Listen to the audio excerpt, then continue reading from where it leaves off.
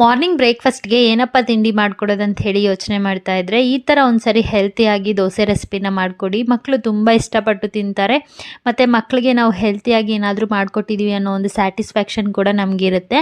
ಈ ದೋಸೆನ ಯಾವ ಥರ ಮಾಡಿದೆ ಅಂತ ಹೇಳಿ ನೋಡೋಣ. ಅದಕ್ಕೆ 1 ಕಪ್ಪಷ್ಟು ರಾಗಿ ಹಿಟ್ಟು, 1 ಕಪ್ಪಷ್ಟು ಸೂಜಿ ರವೆ ಮತ್ತು ಇನ್ನೂ 1 ಕಪ್ಪಷ್ಟು ಅಕ್ಕಿ ಹಿಟ್ಟು ಇಷ್ಟನ್ನು ಸೇರಿಸ್ಕೊಂಡು, ಇದರ ಜೊತೆಗೆ ಒಂದು 2 ಸ್ಪೂನಷ್ಟು ಮೊಸರನ್ನ ಕೂಡ ಸೇರಿಸ್ಕೊಂಡು ಸ್ವಲ್ಪನೇ ನೀರು ಹಾಕ್ಕೊಂಡು ಗಂಟಿಲ್ದಿದ್ದಂಗೆ ಚೆನ್ನಾಗಿ ಮಿಕ್ಸ್ ಮಾಡ್ಕೋಬೇಕಾಗುತ್ತೆ.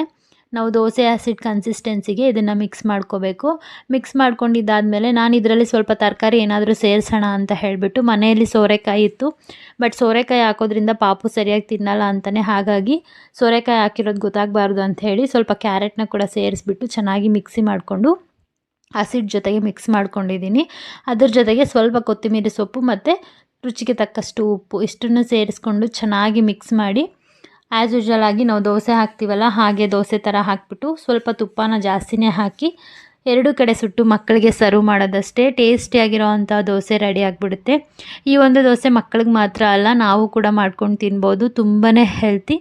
ಇದರಲ್ಲಿ ರಾಗಿ ಹಸಿಟ್ಟು, ಅಕ್ಕಿ ಹಸಿಟ್ಟು ಎಲ್ಲ ಹಾಕಿರೋದ್ರಿಂದ ತುಂಬ ಅಂದರೆ ತುಂಬ ಹೆಲ್ತಿ. ಮಿಸ್ ಮಾಡದಿದ್ದಂಗೆ ಈ ಒಂದು ರೆಸಿಪಿನ ನಿಮ್ಮ ಮಕ್ಕಳಿಗೂ ಮಾಡಿಕೊಡಿ. ಆ್ಯಂಡ್ ಇದೇ ಥರ ವೀಡಿಯೋಸ್ಗೋಸ್ಕರ ನನ್ನ ಪೇಜ್ನ ಫಾಲೋ ಮಾಡ್ಕೊಳ್ಳಿ.